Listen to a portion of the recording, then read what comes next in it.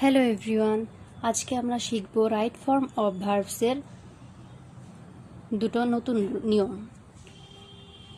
Rule number 2 হচ্ছে universal truth, মানে চিরন্তন সত্য কথা, যেমন পৃথিবী সূর্যের চারদিকে ঘুরে বা সূর্য পূর্ব দিকে ওঠে, এগুলো হচ্ছে চিরন্তন সত্য কথা। হ্যাবিচুয়াল ফ্যাক্ট মানে অভ্যাসগত কর্ম বোঝালে প্রেজেন্ট ইনডিফিনিট টেন্স হয়। সেক্ষেত্রে নিয়ম 1 অনুযায়ী থার্ড পারসন সিঙ্গুলার নাম্বারের পরে যে ভার্বটা থাকবে তার সাথে এস বা ইএস যোগ হবে। এখানে সাবজেক্ট হচ্ছে সান। সাবজেক্ট বলতে যাকে নিয়ে কথা বলা হচ্ছে বাক্যে তাকে বোঝানো হয়। এখানে সূর্যকে নিয়ে কথা বলা হচ্ছে। The sun rise in the east. Rise হচ্ছে ভার্ব, রাইজ অর্থ ওঠা।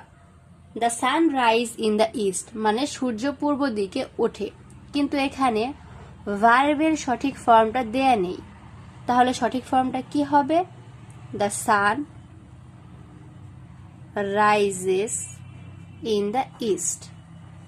রুল নাম্বার 3, কোনো বাক্যে যদি always, regularly, sometimes, often, generally, daily, everyday, occasionally, usually, normally ইত্যাদি থাকে তবে প্রেজেন্ট ইনডিফিনিট টেন্স হয়। He always disturb the class. যেহেতু এখানে অলওয়েজ ব্যবহৃত হয়েছে তাই এই ভার্বটি হবে প্রেজেন্ট ইনডিফিনিট টেন্স। আর কোনো ভার্ব যদি প্রেজেন্ট ইনডিফিনিট টেন্স হয় সেক্ষেত্রে সাবজেক্ট যদি থার্ড পারসন ও সিঙ্গুলার নাম্বার হয় তাহলে এস বা ইএস যোগ হয়।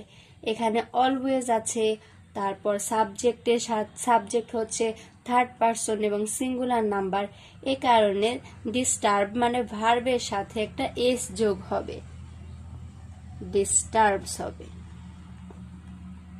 অর্থাৎ he always disturbs the class. আরেকটা উদাহরণ হচ্ছে a good boy prepare his lessons regularly.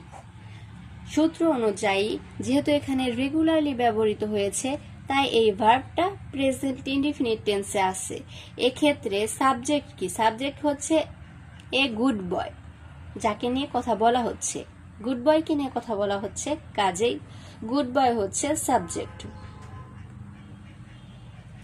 A good boy prepares his lessons regularly. Prepares.